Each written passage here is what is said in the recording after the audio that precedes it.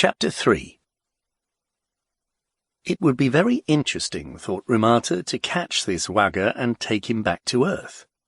Technically, it wouldn't be difficult. We could do it right now. What would he do on Earth? Rumata tried to imagine it. Take a bright, air-conditioned room with mirrored walls that smells like pine needles or the sea, and toss a huge, hairy spider inside it. The spider presses down to the gleaming floor, looks around frantically with its beady eyes, and then, what else can it do? Scurries sideways into the darkest corner and crouches down, menacingly displaying its poisonous mandibles.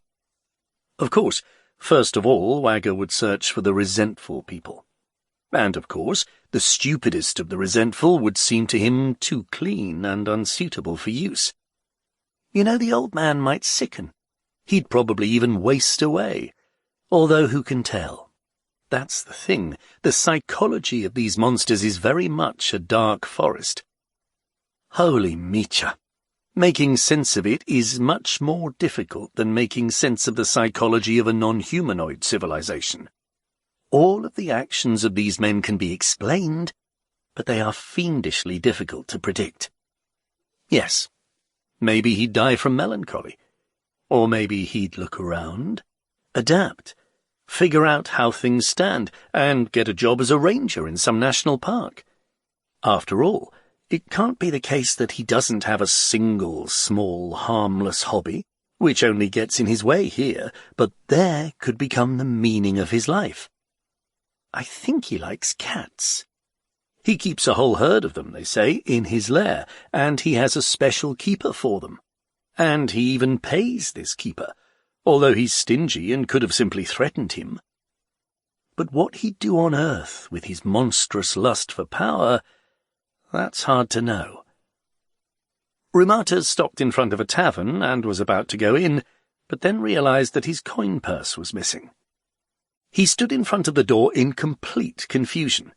He just couldn't get used to such occurrences, although this wasn't the first time, and spent a long time digging through his pockets. There had been 3 pouches, with 10 gold pieces in each. He gave one to the procurator, Father Kin, and another to Wagger. The third one had disappeared. His pockets were empty. All gold buckles had been carefully cut off his left pant leg, and the dagger had disappeared from his belt. Then he noticed 2 stormtroopers standing nearby, gawking at him and grinning stupidly. The employee of the Institute couldn't care less, but the noble Don Rumata of Estor went berserk. For a second he lost control of himself. He took a step toward the stormtroopers, and unconsciously raised his hand, clenching it into a fist. Apparently his face had become horrifying, because the mockers shied away, grins frozen as if they'd been paralyzed, and hurriedly ducked into the tavern. Then he became frightened.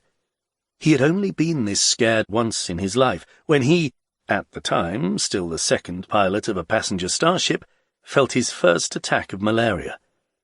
God knows where this disease had come from, and after 2 hours filled with surprised jokes and quips he was already cured, but he had never forgotten the shock that he, a perfectly healthy man who had never been sick, felt at the thought that something had gone wrong inside him, that he had become defective and had somehow lost unilateral authority over his body. But I didn't mean to, he thought. I wasn't even considering it. They weren't even doing much. Okay, so they were standing around, so they were grinning very foolishly. But I probably did look completely ridiculous digging through my pockets. I was this close to cutting them down, he suddenly realized. If they hadn't cleared out, I would have cut them down. He remembered that on a recent bet, he had split a dummy dressed in Soanian double armor from top to bottom with a single sword stroke, and he felt the skin on his back crawl. They would have been lying here like pig carcasses, and I'd be standing here with a sword in my hand and wouldn't have known what to do. Some god, turning into a savage. He suddenly noticed that all his muscles ached, as if after hard labor. Now, calm down, he told himself. Nothing happened. It's over. Just an outburst, a momentary outburst, and it's all over. After all, I'm human, and humans are still animals. It's just my nerves. My nerves and the tension of the last couple of days. But mostly, it's the feeling of a shadow creeping over us. I can't tell whose shadow, or where it's coming from, but it's creeping over us, inexorably so. This inexorability was palpable everywhere. It was palpable in the fact that the stormtroopers, who had until very recently cowardly stuck close to their barracks, now strolled freely with their axes in plain sight in the middle of the street, a place where previously only noble dons were allowed to walk. And in the fact that all of the city's street singers, storytellers, dancers, and acrobats had disappeared. And in the fact that the residents had stopped singing political ditties, had become very serious, and knew exactly what was needed for the good of the state. And in the sudden and inexplicable port closure. And in the fact that angry mobs had sacked and burned all the curiosity shops, the only places in the kingdom where it had been possible to buy or borrow books in all the languages of the empire, and in the ancient and now dead languages of the native people of the land beyond the strait, and in the fact that the jewel of the city, the gleaming tower of the astrological observatory, now protruded into the sky like a black rotten tooth, burned down in an accidental fire, and in the fact that over the last 2 years the consumption of alcohol had grown fourfold, in Arkady, legendary for its rampant alcoholism since ancient times, and in the fact that the eternally oppressed, persecuted peasants had totally burrowed underground in their villages of sweet smells, heavenly shrubs, and celestial kisses, and didn't even dare leave their mud huts for the necessary field labour. And finally, in the fact that the old vulture wagger the wheel had moved to the city, sensing a big hall. Somewhere in the bowels of the palace, in luxurious apartments, sits a gouty king who hasn't seen the sun for 20 years for fear of everything in the world. His own great-grandfather's son, he giggles half-wittedly and signs one horrifying order after another, dooming to an agonizing death the most honest and selfless people. Somewhere over there, a monstrous abscess has matured and any day now will rupture. Rumata slipped on a piece of cantaloupe and looked up. He was on the street of overwhelming gratitude, in the domain of respectable merchants, money changers, and master jewellers. The street was lined with solid old-fashioned houses that had benches and storage sheds. The sidewalk here was wide, and the road was paved with granite blocks. The people he usually encountered here were noblemen and the rich, but right now a dense crowd of excited commoners was pouring toward Rumata.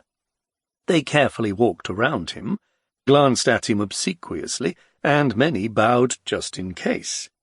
The upper-story windows were full of fat faces, whose curiosity had been piqued and was now satisfied.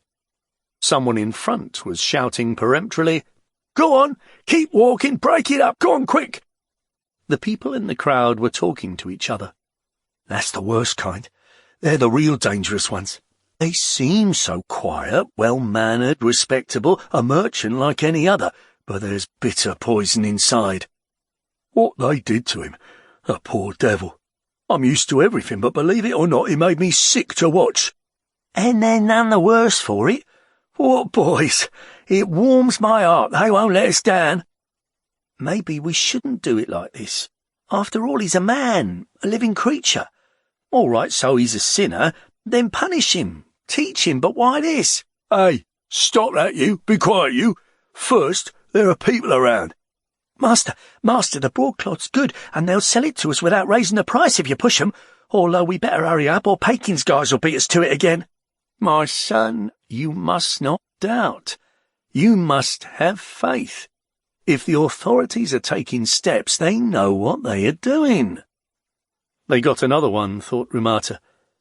He wanted to change course and walk around the place from which the crowd streamed, where they were shouting to keep walking and break it up. But he didn't change course. He only ran his hand through his hair so that a stray strand wouldn't cover the stone on his circlet. The stone wasn't a stone, but a camera lens, and the circlet wasn't a circlet, but a radio transmitter. Historians on Earth saw and heard everything that the 250 operatives saw and heard on the 9 continents of the planet, and, therefore, the operatives were required to keep their eyes and ears open. Jutting out his chin and splaying his swords in order to take up as much room as possible, he headed right at the people in the middle of the street, and everyone going in the opposite direction hastily jumped aside and gave way. 4 stocky porters with painted faces were carrying a silver-hued sedan chair through the streets. A beautiful, cold little face with mascaraed eyelashes peered out from behind the curtain.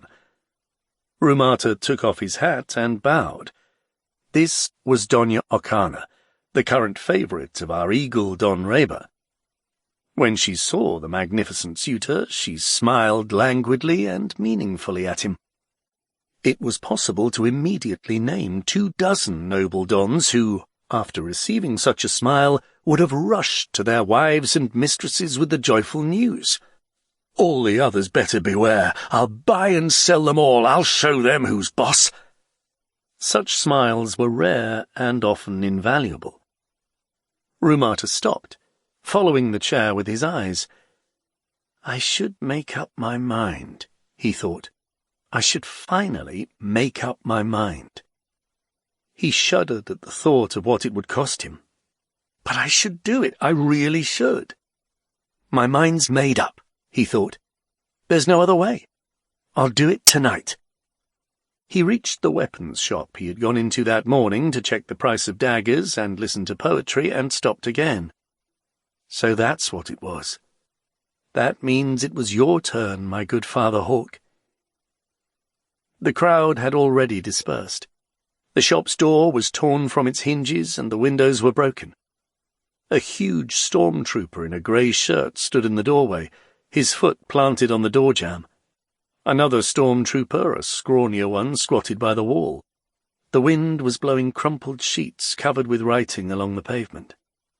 The huge stormtrooper stuck his finger in his mouth, sucked on it, then took it out and examined it carefully. The finger was covered in blood. The stormtrooper caught Rumata's eye and rasped affably, "Bit worse than a ferret, the bastard." The second stormtrooper quickly snickered. A shrimpy, pale kid, uncertain-looking with a pimply mug, it was immediately obvious that he was a rookie, a tadpole, a cub. "What's going on here?" Rumata inquired. "Got a concealed bookworm," the cub said nervously. The giant started sucking on his finger again, without changing his attitude. "At attention," Rumata ordered quietly. The cub quickly jumped up and picked up his axe. The giant thought about it, but did put his foot down and stand up fairly straight. "So who was the bookworm?" Rumata asked. "I dunno," the cub said. "It was the order of Father Zupik." "Well, what happened? You took him?" "That's right, we took him." "That's good," said Rumata. That really wasn't bad. There was still time. Nothing is more precious than time, he thought. An hour buys a life. A day is invaluable. "And what did you do with him? Stick him in the tower?" "Huh?" the cub asked in confusion. "I'm asking, is he now in the tower?" The pimply mug spread into an uncertain grin. The giant roared with laughter. Rumata rapidly turned around. There, on the other side of the street, Father Hawk's corpse hung like a sack of rags from the crossbeam of a gate. A few ragged urchins, mouths wide open, gawked at him from the yard. "It isn't everyone who gets sent to the tower nowadays," the giant rasped out amiably behind him. "We do things quick nowadays. A knot by the ear, and off you go." The cub giggled again. Rumata glanced at him blindly and slowly crossed the street. The sad poet's face was black and unrecognizable. Rumata looked down. Only the hands were recognizable, with their long, weak fingers stained with ink. Nowadays we don't pass away. We're led away into darkness. And even if anyone dares to wish that it were otherwise, powerless and incompetent, he lowers his weak hands, not knowing where the dragon's heart is, and whether the dragon has one. Rumata turned around and walked away. My good, weak hawk. The dragon does have a heart, and we know where it is. And that's the most frightening thing, my quiet, helpless friend. We know where it is, but we can't destroy it without spilling the blood of thousands of frightened, hypnotized, blind people who know no doubts.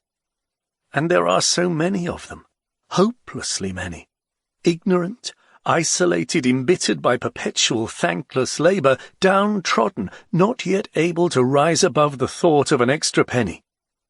And they cannot yet be taught, united, guided, saved from themselves. Far too early, centuries earlier than it should have, the grey muck has risen in Arkana. It won't meet with resistance, and all that's left is to save those few there is still time to save.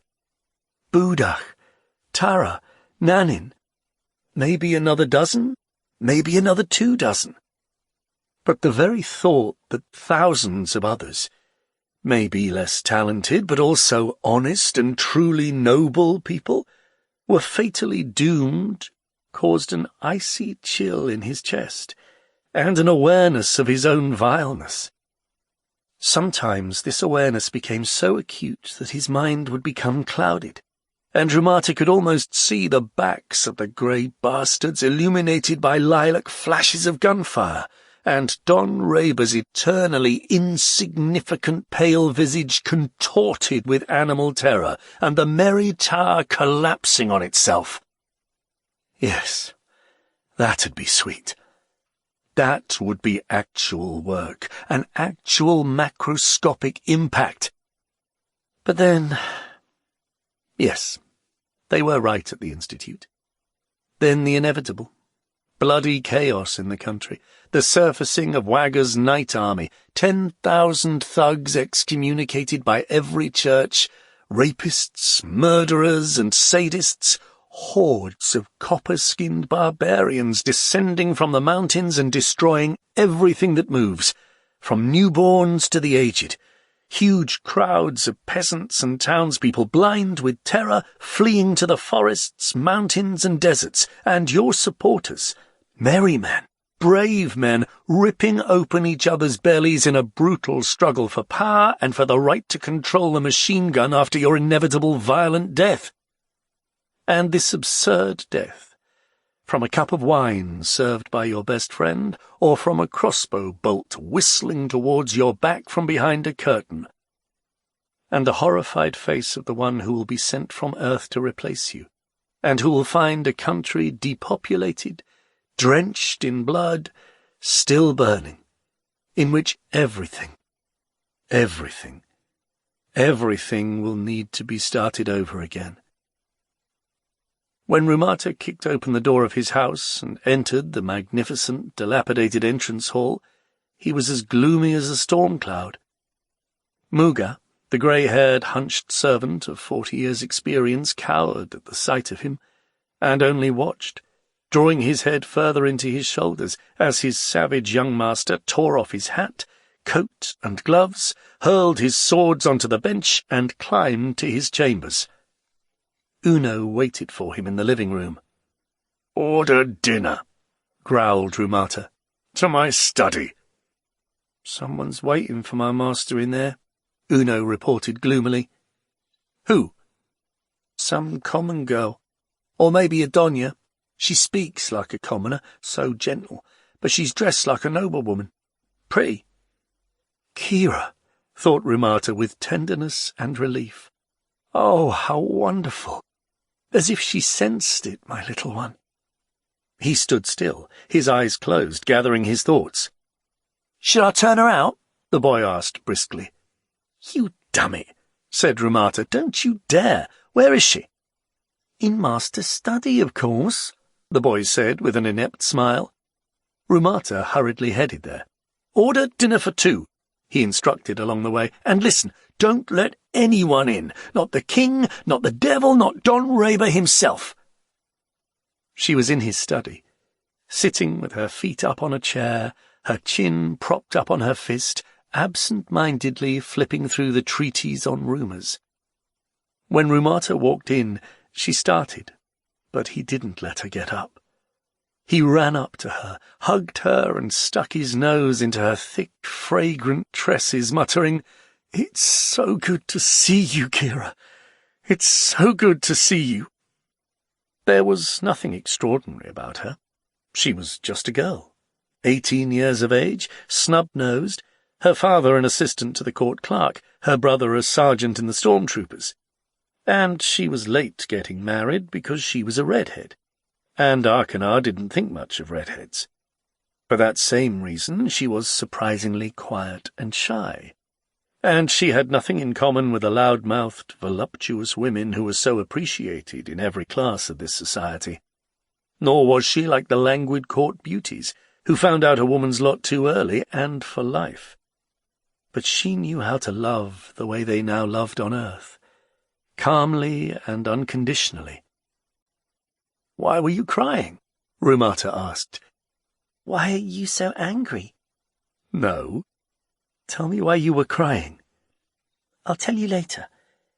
Your eyes are so very tired. What happened?" "Later. Who upset you?" "No one upset me," Kira said. "Can you take me away from here?" "Definitely." "When are we leaving?" "I don't know, little one. But we're definitely going to leave." "Far away?" "Very far away." "To the metropole?" she asked. "Yes, to the metropole. To my country." "Is it nice there?" "It's wondrously nice. No one ever cries there." "That's impossible." "Of course," Rumata admitted. "But you'll never cry there." "And what are the people there like?" "Like me." "All of them?" "Not all of them. Some are much better." "That's definitely impossible." "That's not only possible," he replied. "It's true." "Why is it so easy to believe you? My father doesn't believe anyone. My brother says that all people are swine. The only difference is that some are filthy and others are not. But I don't believe them. And you I always believe." "I love you." "Wait, Rumata, take your circlet off. You said it's a sin." Rumata laughed happily, pulled the circlet off, put it on the table, and covered it with a book. "It's the eye of God," he said. "Let it be closed." He lifted her up in his arms. "It's very sinful, but when I'm with you I don't need God. Right?" "Right," she said very softly. By the time they sat down to eat, the roast meat was cold, and the wine, which had been taken out of the icebox, was warm. Uno came by and, treading softly as he had been taught by old Muga, walked along the wall lighting lamps, though it was still light out. "This is your servant?" Kira asked. "No, he's a free boy, a fine boy, only very stingy." "Money doesn't grow on trees," Uno observed without turning around. "So you still haven't bought new sheets?" asked Rumata. "What for?" the boy asked. "The old ones will do." "Listen, Uno," Rumata said. "I can't sleep an entire month on the same sheets." "Ha!" the boy said. "His Majesty does it for half a year without a murmur." "And the oil?" Rumata said, winking at Kira. "The oil in the lamps, what is it, free?" Uno stopped. "But my master has a guest," he finally said firmly. "See how he is?" said Rumata. "He's nice," Kira said seriously. "He loves you. Let's take him with us." "We'll see," Rumata said. The boy asked suspiciously, Take me where? I'm not going anywhere. We'll go, Kira said, where all the people are like Don Rumata. The boy thought for a moment and said scornfully, What, heaven for the highborn? Then he snorted derisively and shuffled out of the study, dragging feet in battered shoes. A good boy, she said, grumpy like a bear cub. He's a nice friend. All my friends are nice. What about Baron Pampa? How do you know about him? Rumata asked in surprise. You never talk about anyone else. That's all I ever hear about. Baron Pampa this and Baron Pampa that. Baron Pampa is a very good friend. How can a baron be a good friend? I mean that he's a very good man, very kind and merry, and very much in love with his wife. I'd like to meet him, or are you ashamed of me? No, I'm not ashamed. It's just that he's a good man, but he's still a baron. Oh, she said. Rumata pushed his plate away. Do tell me why you were crying, and why you came here alone. Is this the time to be running around the streets alone? I couldn't manage at home. I'll never go home. Can I be a servant here, for free? Rumata chuckled through the lump in his throat. Father copies confessions every day, she continued with quiet desperation. And the paper they are written on is all covered in blood. He gets them at the Merry Tower. Oh, why did you ever teach me to read? Every evening, copying transcripts of tortures and drinking. So awful, so awful. You know, he says, Kira, our neighbour the calligrapher taught people to write. Who do you think he is?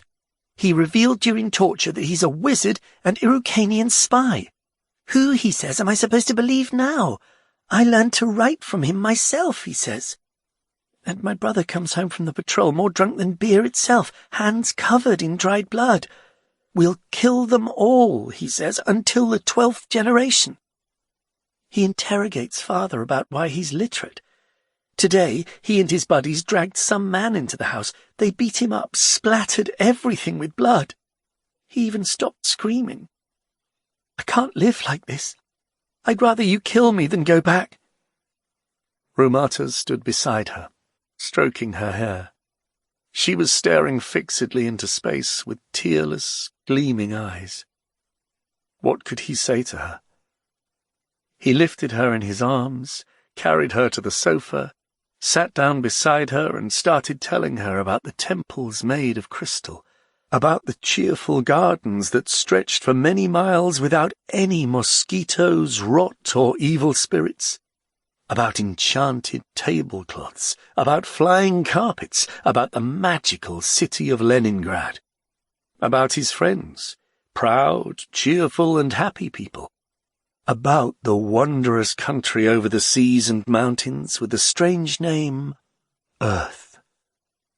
She listened quietly and attentively, clinging tighter to him when hobnailed boots, thump, thump, thump, stomped on the pavement beneath their windows. She had an amazing quality, an utter and selfless belief in good.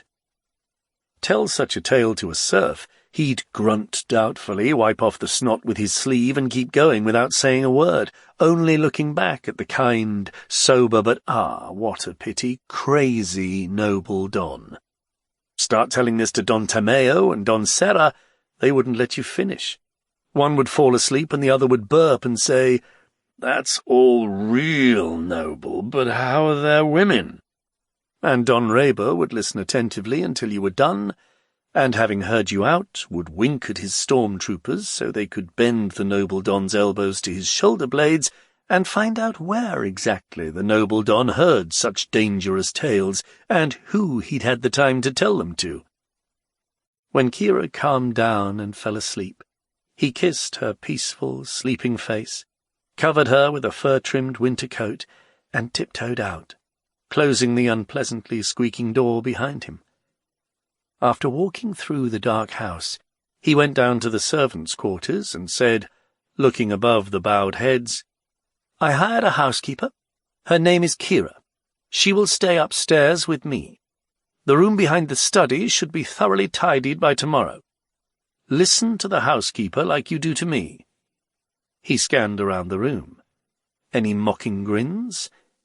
No one was grinning. Everyone was listening with proper deference. "And if anyone talks outside the gates, I'll rip their tongue out." After finishing the speech, he stood there for some time for emphasis, then turned around and went back up to his chambers. In the living room, which was hung with rusty weapons and cluttered with odd bug-eaten furniture, he stood by the window and looked outside, leaning his forehead against the cold, dark glass. The bells chimed for the first night watch. In the windows across the way, people were lighting lamps and closing the shutters, in order not to attract evil men or evil spirits. It was quiet, except that at one point a drunk shouted in a terrible voice below. Either someone was undressing him or he was trying to barge into the wrong door. These evenings were the worst. Tedious, lonely, cheerless. We thought that it'd be an endless battle, fierce and victorious. We thought that we'd always have clear ideas about good and evil, about our friends and foes. And on the whole, we were right. Except there was a lot we didn't take into account. For example, we couldn't have imagined these evenings, although we knew they'd exist. There was a clatter of iron below. The doors were being bolted for the night. The cook was praying to Holy Micha to send her any husband at all, as long as he was independent and with a head on his shoulders. Old Muga was yawning, making circular motions with his thumb. In the kitchen, servants were finishing the evening's beer and gossiping, while Uno, unfriendly eyes flashing, spoke like a grown-up. "Hold your tongues, tomcats!" Rumata stepped back from the window and walked around the living room. It's hopeless, he thought. There's no force strong enough to drag them out of their usual range of cares and ideas. You could give them everything. You could put them in the most modern spectroacoustic housing and teach them ionic procedures, and they'd still gather in the kitchen in the evening, playing cards and cackling about the neighbour whose wife wallops him. And there isn't a better way for them to spend their time. In that sense, Don Condor is right. Reba is nothing. A tiny speck in comparison with the enormous influence of traditions, the rules of the herd, sanctified by centuries, unshakable, tested, accessible to the dullest of the dull, freeing one from the necessity of thinking and wondering. And Don Reba probably wouldn't even make it into a school curriculum. A minor adventurer in the era of increasing absolutism. Don Reba. Don Reba. Neither tall nor short, neither fat nor too skinny, neither particularly thick of hair nor anywhere near bald. Neither abrupt nor sluggish in his movements, with an unmemorable face that looks simultaneously like thousands of other faces. Polite, gallant to the ladies, an attentive conversationalist, but not notable for having any original thoughts. He emerged out of some musty basement of the palace bureaucracy 3 years ago. A petty, insignificant functionary, obsequious and pallid, with an almost bluish tint to his skin. Soon the then First Minister was suddenly arrested and executed. A number of horror-stricken and bewildered officials died during torture, and this tenacious, ruthless genius of mediocrity grew like a pale fungus on their corpses. He's no one. He's from nowhere.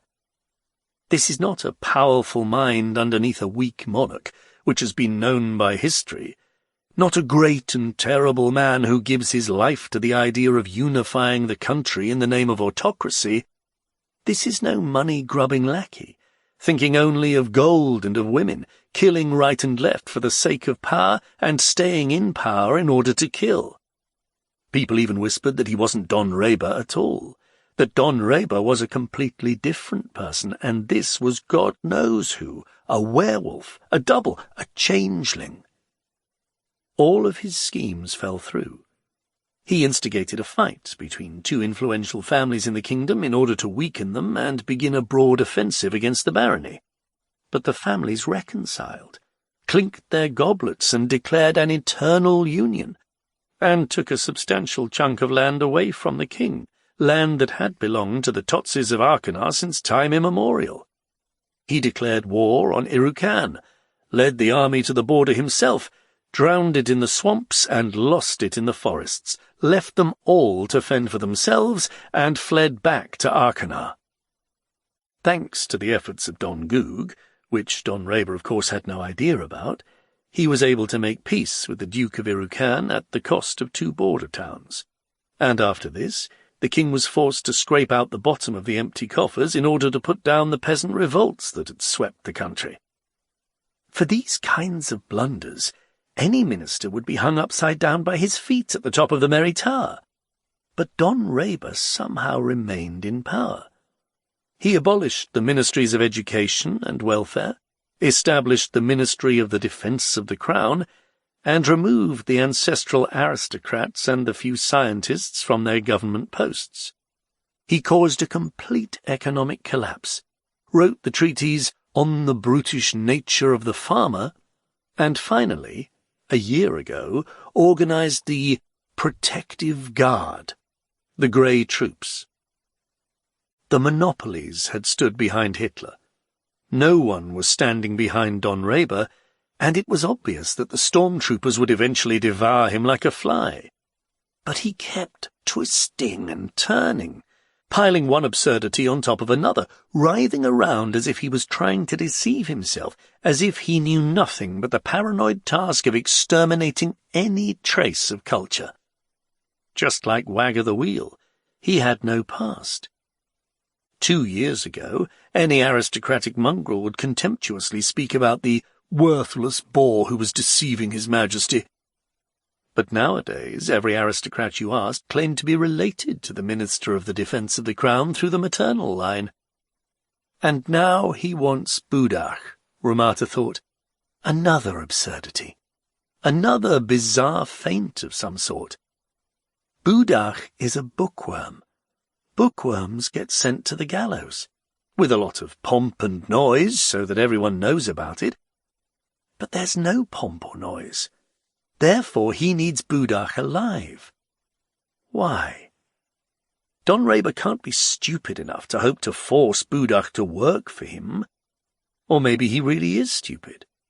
Maybe Don Reber is nothing more than a stupid, lucky schemer who doesn't know what he wants himself, slyly making a fool of himself for all to see. It's funny. I've been watching him for 3 years, and I still don't understand what he is. Although if he'd been watching me, he wouldn't understand either. That's the curious thing. Anything is possible. Basis theory only concretely specifies the psychological motivations of the principal personality types. But there are in fact as many types as there are people. Any sort of person could come to power. For example, take a man who has spent his entire life annoying his neighbours, spitting into their pots of soup, putting ground glass into their hay. Of course, he'll be removed eventually, but he'll have plenty of time to spit, to chortle, to make mischief. And it doesn't matter to him that he won't make a mark on history, or that distant descendants will rack their brains as they attempt to fit his behaviour into an already developed theory of historical progress. I don't have time for theory anymore, thought Ramata. I only know one thing. Man is an objective bearer of reason, and everything that gets in the way of developing this reason is evil and must be eradicated as quickly as possible and in any way possible. Any way possible? Any at all?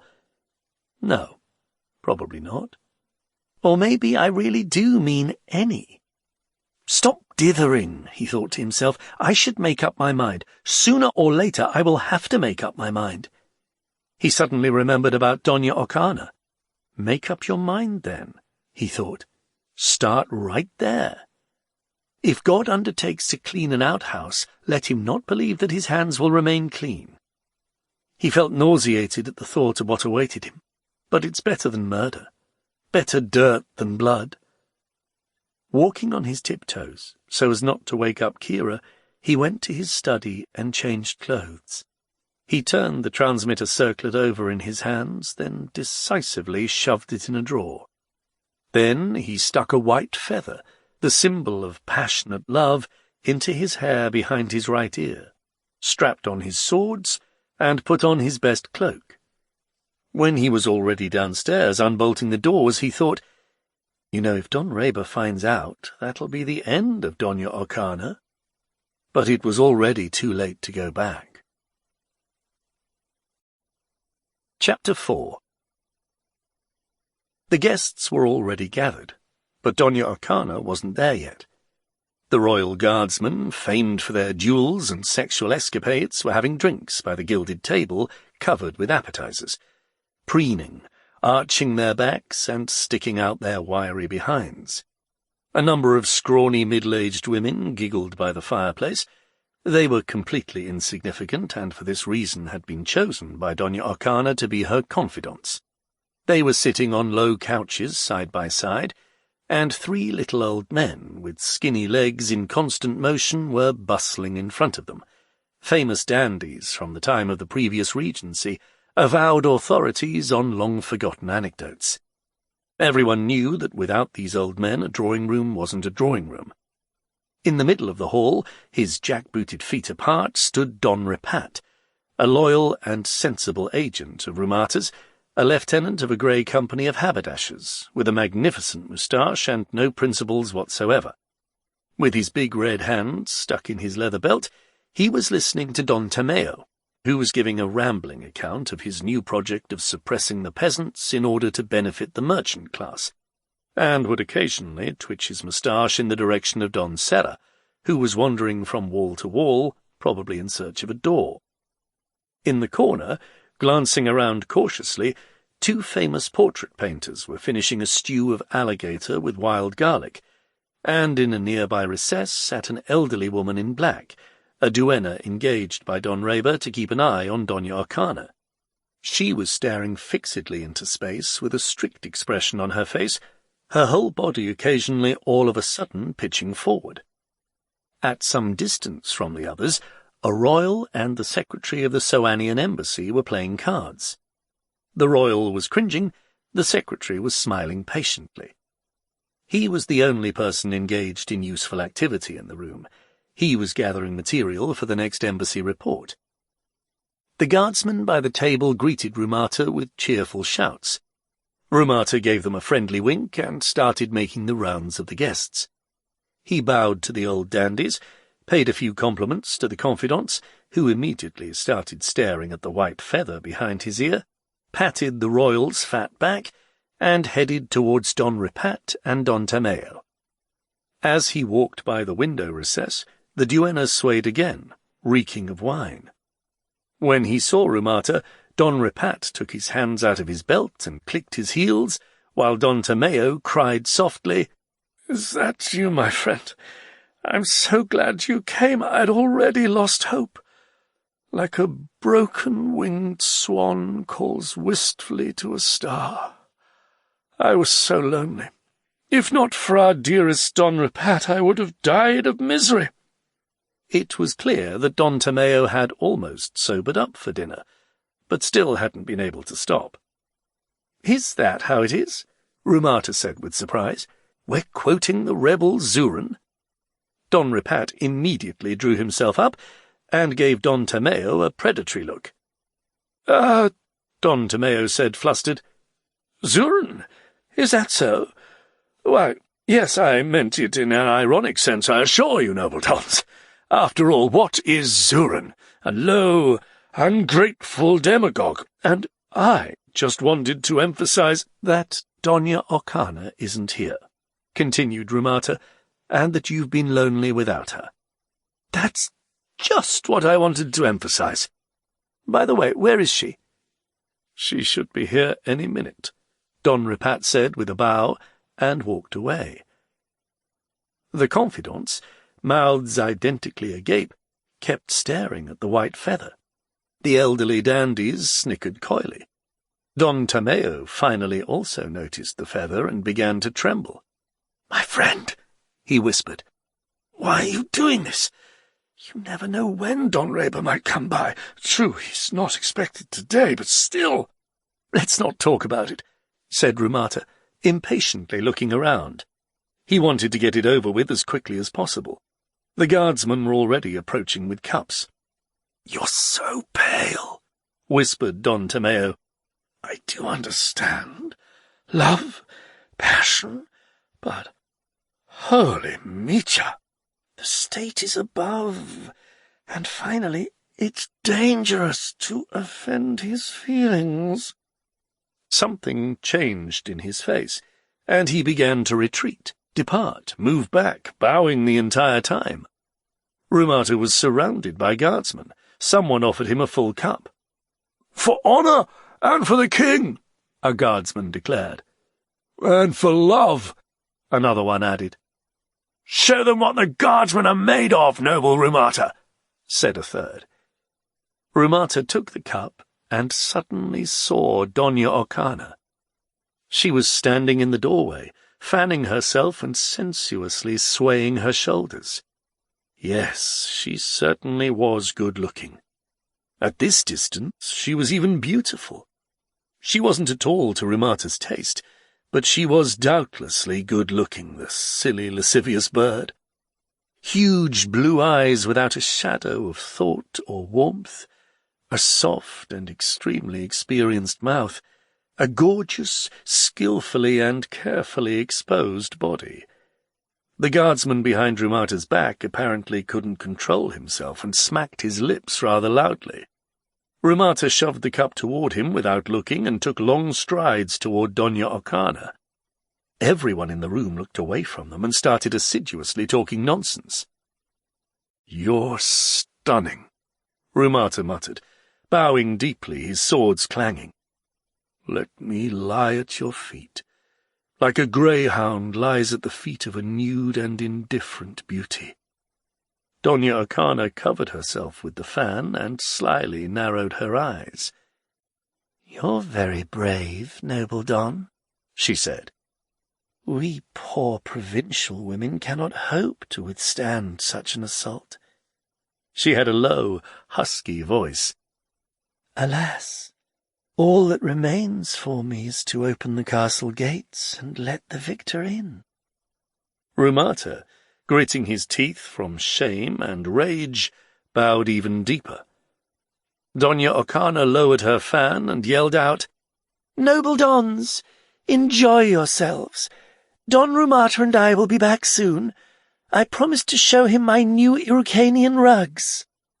"Don't leave us long, enchantress," bleated one of the old men. "Seductress," another old man said in a honeyed voice. "Nymph." The guards clattered their swords in unison.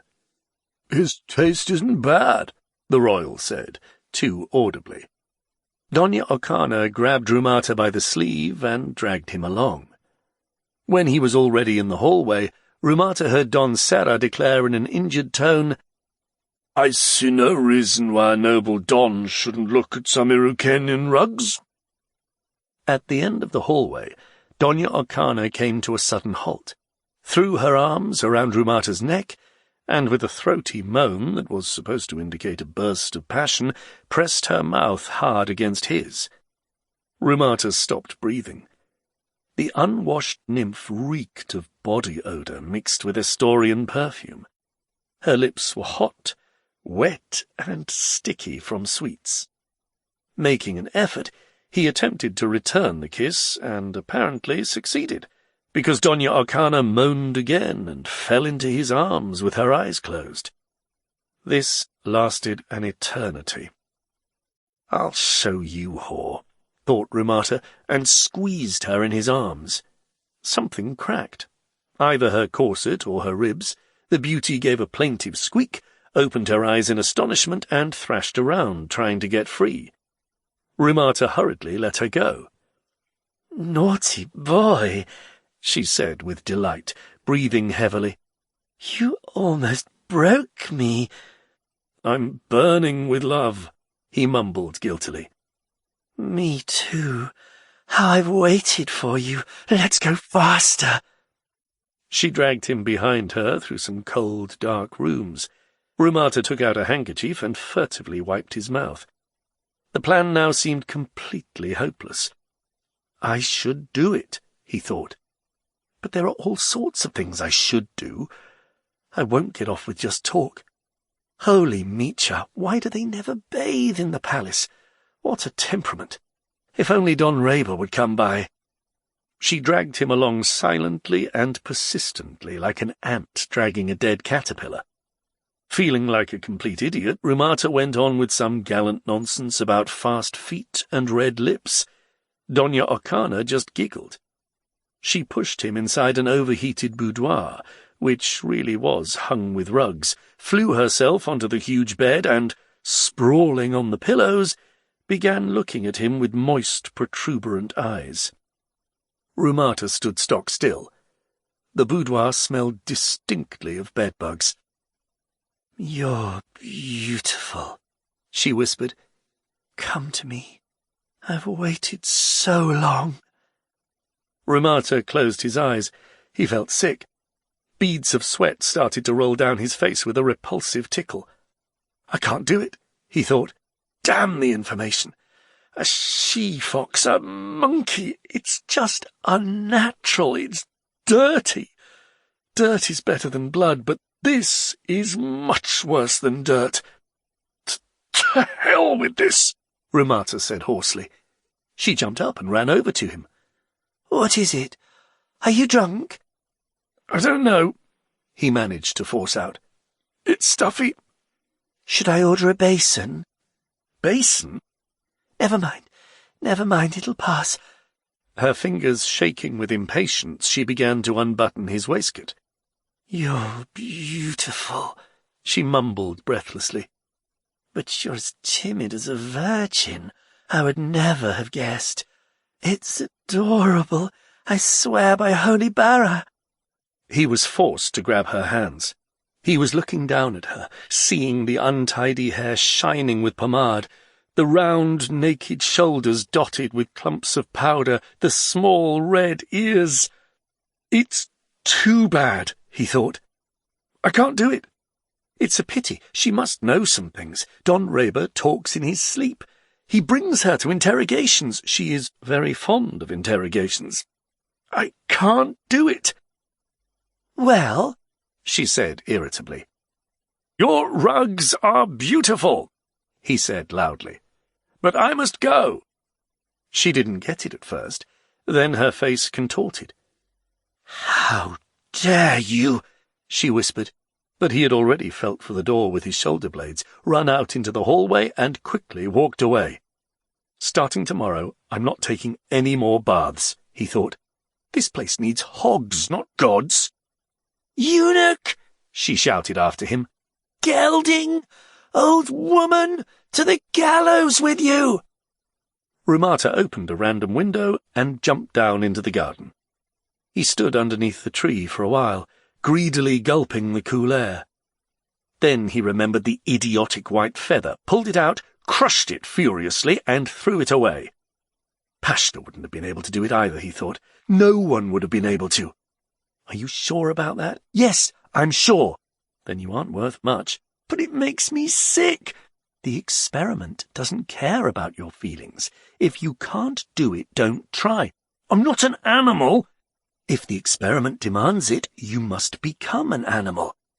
The experiment can't demand that. As you can see, it can. In that case, what? He didn't know what. In that case... All right, let's assume that I'm a bad historian. He shrugged. I'll try to improve.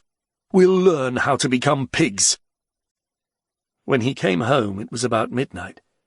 He didn't get undressed, only undid the clasps on his sword slings, collapsed onto the sofa in the living room, and slept like a log.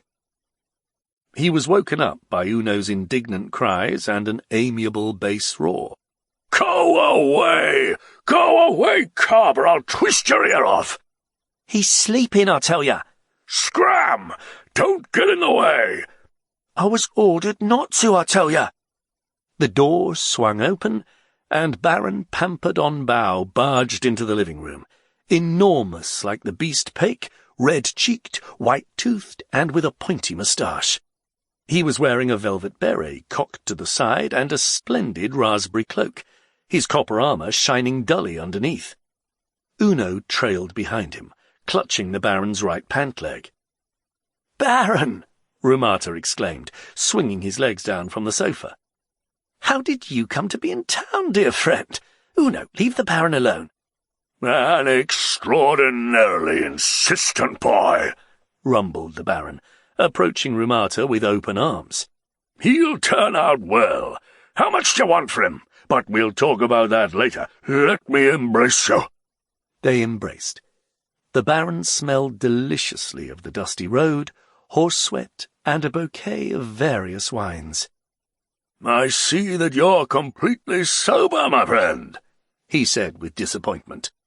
"But then you're always sober. Lucky man." "Have a seat, my friend," said Rumata. "Uno, bring us Historian wine, and lots of it." The Baron raised his huge hand. "Not a drop." "Not a drop of Historian wine? Uno, don't bring the Historian wine, bring Irukanian wine." "No wine at all," the Baron said bitterly. "I'm not drinking." Rumata sat down. "What happened?" he asked anxiously. "Are you not feeling well?" "I'm as strong as an ox, but these damned family scenes, in short, I had a fight with the Baroness, and here I am." "A fight with the Baroness? You? Come, Baron, what a strange joke." "If you can believe it, I'm in a daze myself. 120 miles galloped in a daze." "My friend," said Rumata, "we are immediately saddling our horses and riding to Bow." "But my horse hasn't rested yet," objected the Baron. "And anyway, I want to punish her." "Who?" "The Baroness, damn it! After all, am I a man or not? She's dissatisfied with Pamper Drunk, you see, so let us see what he's like sober. I'd rather rot here from drinking water than return to the castle." Uno said gloomily, "Tell him not to twist any ears." "Go away, cub," the Baron rumbled genially. "And bring me some beer. I've been sweating and I need to compensate for the loss of liquid." The Baron compensated for the loss of liquid for half an hour and became a bit tipsy. In between sips he related his troubles to Rumata. He spent some time cursing at "My drunkard neighbours, who are always in and out of the castle. They show up in the morning, supposedly to hunt, and before you know it they are drunk and chopping up the furniture. They wander all over the castle, make a horrible mess, insult the servants, injure the dogs, and set a horrible example for the young baronet. Then they go home and leave you as drunk as a lord alone with the Baroness." At the end of this story, the Baron became completely dejected and even demanded some Historian wine, but recollected himself and said, "Rumata, my friend, let's leave this place. Your cellar is much too well stocked. Let us ride away." "But where should we go?" "It doesn't matter where. Say the Greyjoy." Said Rumata. "And what will we do with the Greyjoy?" The Baron was silent for some time, fiercely tugging on his moustache. "What do you mean?" he asked finally. "What a strange question. We'll sit, we'll talk." "At the Greyjoy?" Rumata asked doubtfully. "Yes, I see what you're saying," said the Baron. "It's horrible, but we really must leave. When I'm here I keep wanting to order Historian wine." "Get me a horse," said Rumata. He went into his study to get the transmitter. In a few minutes they were riding side by side down a narrow, pitch-black street.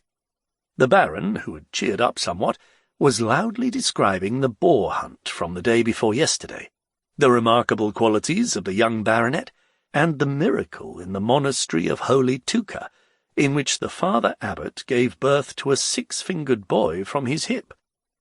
He also remembered to have some fun. Once in a while he'd howl like a wolf, hoot, and bang his whip on the closed shutters.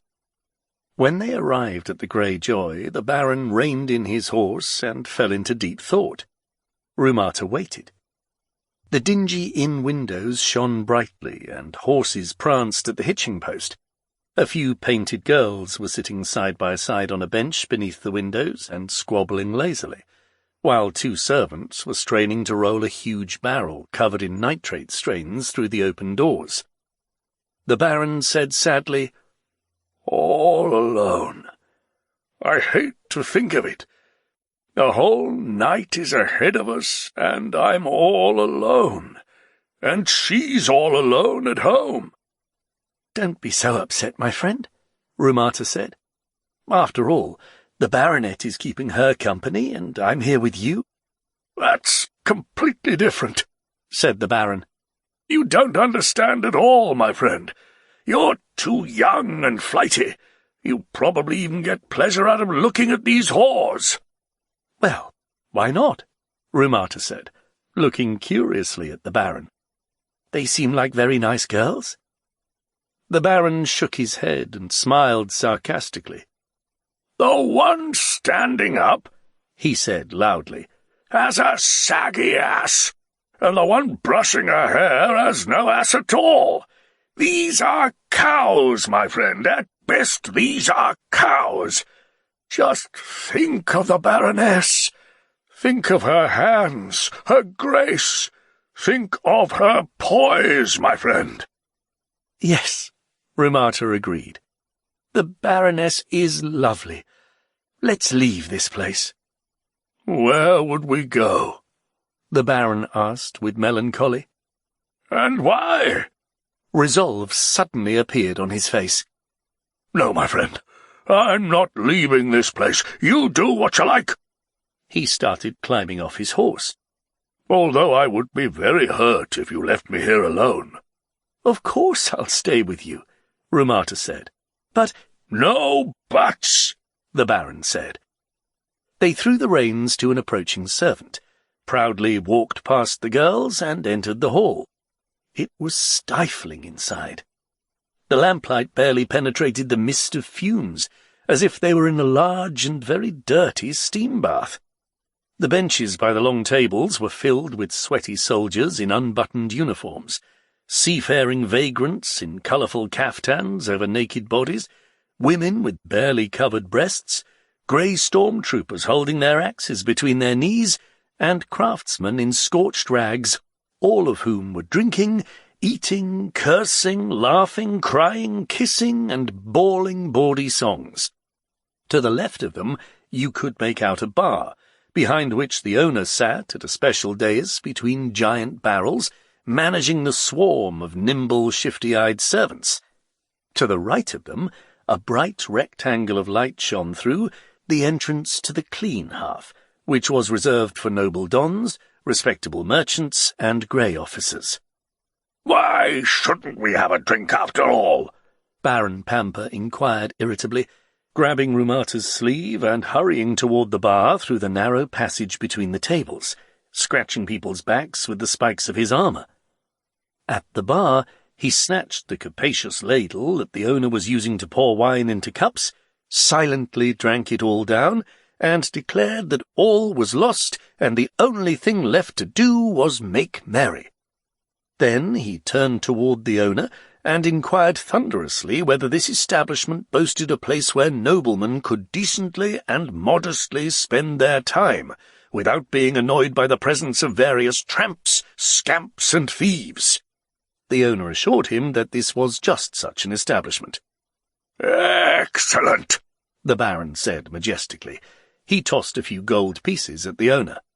"Bring the best things in the house for myself and this don here, and let us be served by some respectable matron and not some cute little coquette." The owner conducted the dons into the clean half himself. There weren't many people there. In the corner, a party of grey officers was sullenly making merry. 4 lieutenants in tight-fitting uniforms and 2 captains in short cloaks with the stripes of the Ministry of the Defence of the Crown. Two young aristocrats, sour-faced from general disenchantment, were sitting looking bored by a window, behind a large narrow-necked jug. Not far from them was a cluster of impecunious dons in shabby tunics and darned cloaks.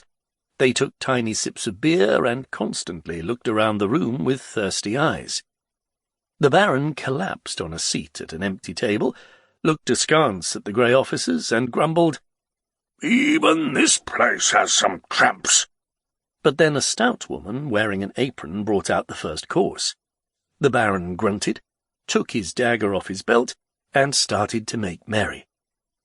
He silently devoured hefty chunks of roast venison, heaps of pickled clams, mountains of lobsters, tubs of salad and mayonnaise, washing it all down with waterfalls of wine, beer, or mead, or a mixture of wine, beer, and mead. The impecunious dons started to trickle over in ones and twos, and the Baron would meet them with a grand wave of the hand and a guttural growl. He suddenly stopped eating, stared at Rumata with bulging eyes, and roared in a monstrous voice, "It's been a long time since I've been in Arkady, my noble friend, and to be honest with you, there's something I don't like around here." "What is it, Baron?" Rumata asked with interest, sucking on a chicken wing. The faces of the impecunious dons expressed deferential attention. "Tell me, my friend," the Baron uttered, wiping his greasy hands on the hem of his cloak.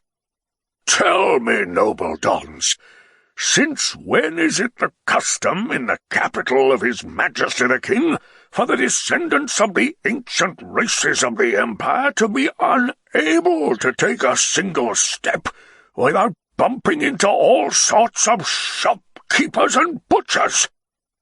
The impecunious dons exchanged looks and started to move away. Rumata glanced into the corner where the grey officers were sitting. They had stopped drinking and were peering at the Baron. "I'll tell you what it is, noble dons," Baron Pamper continued. "It all comes from cowardice.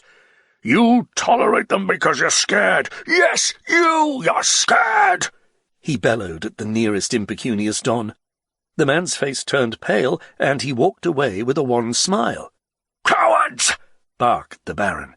His moustache stood on end. But the impecunious dons weren't much use. They clearly didn't want to fight. They wanted to eat and drink.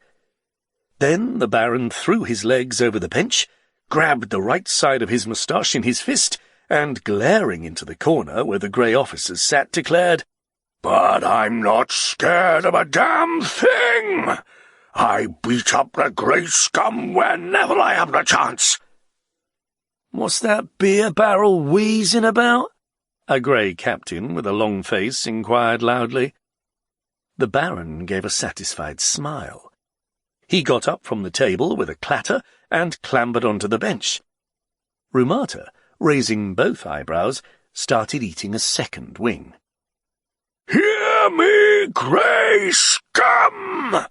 the Baron bellowed as if the officers were a mile away. "Know that 3 days ago I, Baron Pamper Bow, gave your kind a good thrashing.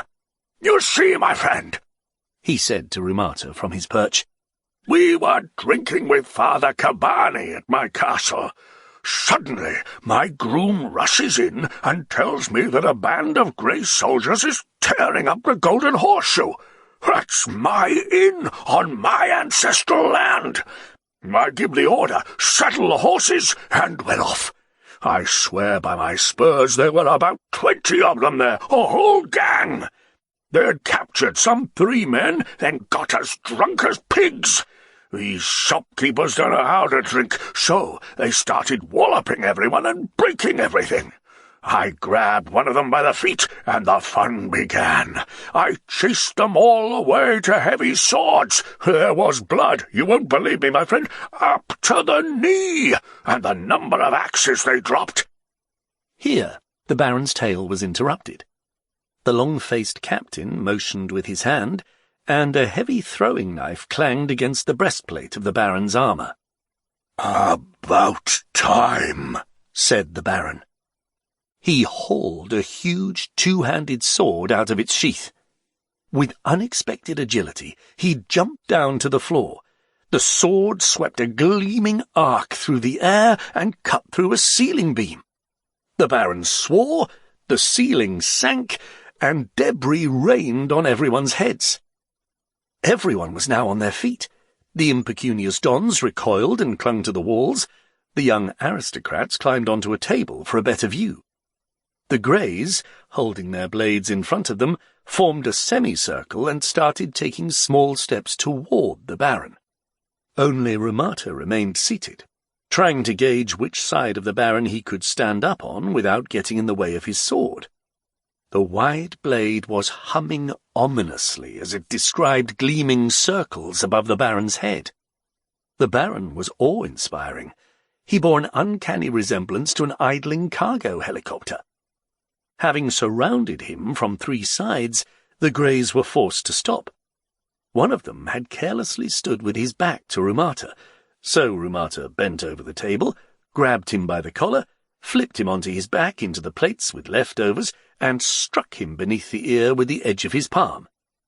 The soldier closed his eyes and went still. The Baron cried, "Slaughter him, noble Rumata, and I'll finish off the rest."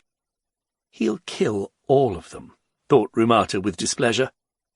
"Listen," he said to the Greys. "Let's not spoil a pleasant night for each other. You can't stand against us. Lay down your weapons and leave this place." "Hey," said the Baron, "I want to fight. Let them fight. Keep fighting, damn you." As he spoke, he advanced on the Greys, sword rotating faster and faster. The soldiers retreated, turning visibly pale. They had obviously never seen a cargo helicopter. Rumata leapt over the table. "Wait, my friend," he said. "We have absolutely no reason to quarrel with these men. You don't like their presence here? They'll leave." "We're not leaving without our weapons," one of the lieutenants informed them sullenly. "We'll get in trouble. I'm on patrol." "What the hell? Take your weapons." Rumata gave permission. "Sheathe your blades, hands behind your heads, single file, and none of your tricks. I'll break your bones." "How are we supposed to leave?" the long-faced captain said irritably. "This Don is blocking the way."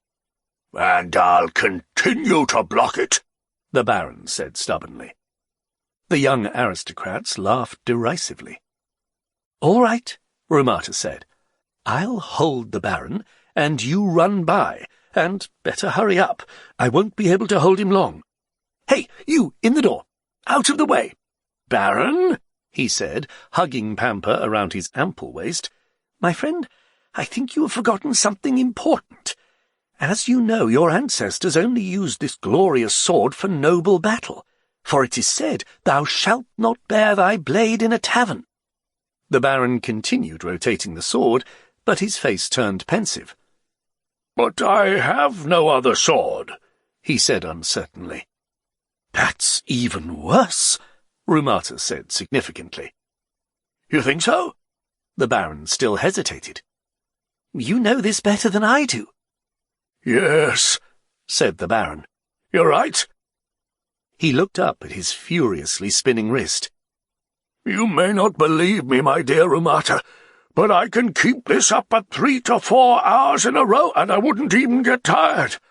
Oh, why doesn't she see me now?" "I'll tell her about it," Rumata promised. The Baron sighed and lowered his sword. The grey soldiers ducked and rushed past him. The Baron followed them with his eyes. I wonder, he said indecisively. "Do you think I was right not to send them off with a kick to the rear?" "You were absolutely right," Rumata assured him.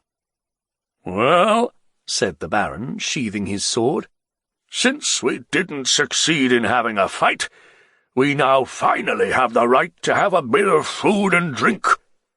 He dragged the still unconscious grey lieutenant off the table by his feet and boomed, "Hey there, kind hostess! Food and wine!" The young aristocrats came over and politely congratulated them on the victory. "Nonsense, nonsense," the Baron said complacently. 6 miserable thugs, cowardly like all shopkeepers. I scattered 24 of them in the Golden Horseshoe. How lucky!" He turned to Rumata. "That I didn't have my fighting sword at the time, I may have carelessly bared it. And even though the Golden Horseshoe isn't a tavern, but only an inn—" "That's how some say it," said Rumata. "Thou shalt not bear thy blade in an inn."